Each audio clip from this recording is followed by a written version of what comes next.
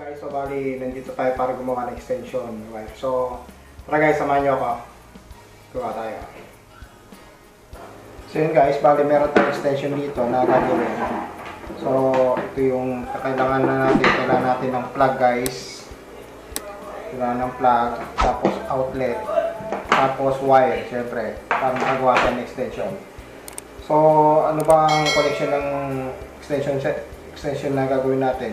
Bali, yung connection po niyan ay parallel connection. Okay, so pakita natin guys, buksan natin tong outlet. Ayan. So, simple lang gumawa ng extension wire guys.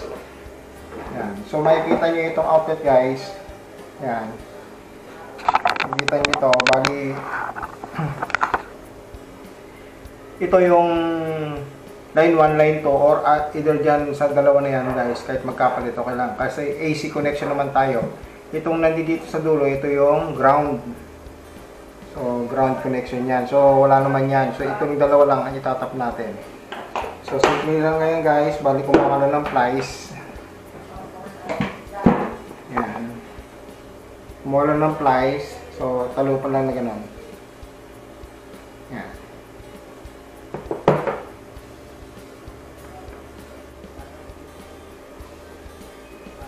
So yun guys, bali ang gagawin natin dito guys, tatalupan lang natin tong wire. Kuha ka lang ng plies. Yan.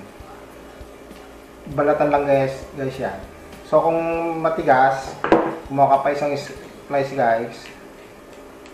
Yan. Tapos ang pagtalop guys, alalay lang, huwag mong papakagatan yung wire. Ganyan. Ganun lang po, para hindi masugatan yung wire. Stranded po kasi yan. So, madali siyang maputol. So, ganun lang. Pero sa mga bihasa na guys, so, kahit na hindi ka na gumamit ng pwede mong gawin. Okay. Pag bihasa ka na. Pero pag baguhan ka pa lang, so yun, gumamit ka pa ng isang plies. And, pagkatapos po guys, bali itap na natin to dito. Yan, dalawa po yan. So, kuha ka na Phillips screw. Luwagan mo lang ito. Yan. So, nakikita nyo may slotted portion po doon. May slotted portion siya dyan. So, ipasok nyo lang yun doon. Yan. Kung medyo mahaba, putulan nyo siya. Ganun lang po. Yan. Tapos, i-screw nyo na. So, line 1, line 2 lang yan.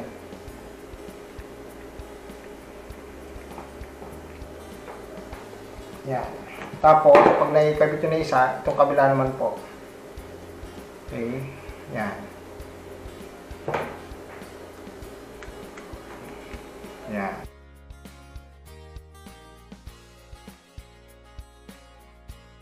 Pasok nyo lang.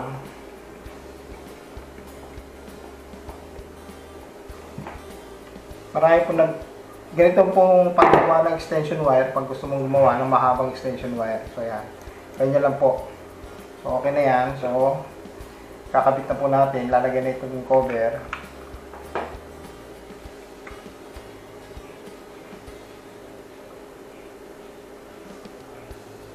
Yan. Ganyan lang po siya. So, screw lang yung takip ng cover. Pag okay na, so ito heavy duty plug itong gamit ko guys to. Heavy duty plug. So, yan. Ipasok lang ito dito sa kabilang side. Pasok nyo muna. Tapos ganun din po mangyayari, tatalupan nyo itong kabilang side. Yan. Yan. Yan, pag naisuot na sa male plug, so itong dalawang tornilyo po nito ay line 1, line 2. So, ikot nyo lang yan.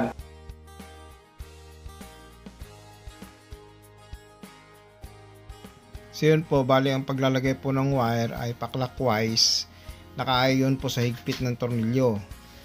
Dahil ang tornilyo po natin ay clockwise, so hihigpitan mo lang po yung wire dyan sa tornilyo bago higpitan po ng Phillips screw. So ganun po. Tapos iiwas nyo na rin po yan na sumabit yung wire dun sa kabilang side, sa kabilang terminal.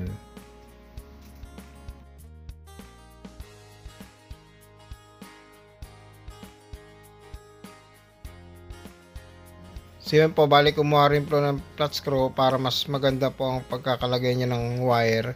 So itulak niya lang flat screw yan. Pwede rin pong Phillips screw pang higpit dito. Yan, sa dalawa na yan. Or flat screw, pwede rin po. So, alin po sa dalawa, pwede nyo gamitin pang higpit. Tama, yan, okay na po. Tapos, yung dito naman sa likod niya, bali meron po yung clamp. Advisable ito sa yung clamp na yan sa mga royal cord para hindi po dagdag higpit po siya para hindi po mahugot yung wire. So yan po, bali pagtandaan nyo lang po pag gagawa kayo ng extension wire, bali ingatan lang po na magkaroon ng short circuit yung dalawang wire kasi nakaparallel po tayo ang connection. So yan, pagtapos po ilagay na po yung pag naikabit nyo na lahat at mahigpitan na ng todo guys sa mga tornilyo, yan ang iingatan nyo, yung wag mag-short yung kable dyan sa terminal sa kabila guys. Yan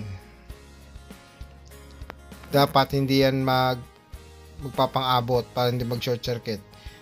Then tapos pag okay na, so ikabit na po itong takip para dagdag protection. Yan. So, okay na po yung extension wire natin.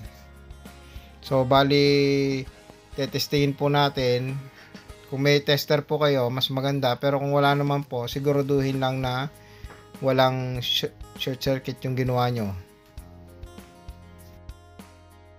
Then, sa pag-setup po ng tester, ilagay nyo lang po sa times 1 ohms. Bali, naka-ohms po tayo.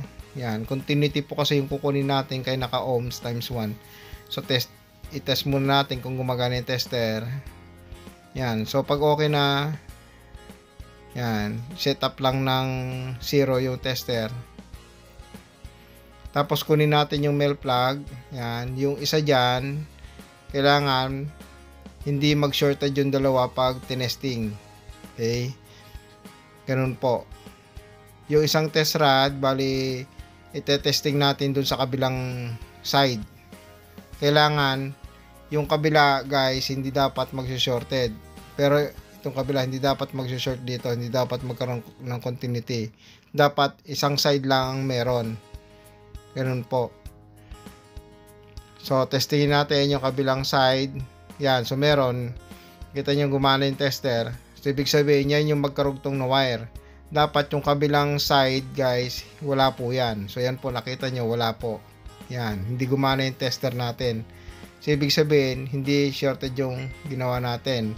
So sa kabilang side, dapat itong kabila na to, wala. Yan. Tapos yung kabila meron. Yan. So ibig sabihin, okay po yung line 1, line 2 natin. So ganun po ang pag-test ng extension wire. So yan, bali natapos na po natin gawin yung extension wire. So na-assemble na po natin guys. So yan guys, bali natapos na natin gawin ito extension wire. So sana may nakuha kayong kalaman sa vlog na to. Thank you for watching. Please like and subscribe to the YouTube channel. Thank you!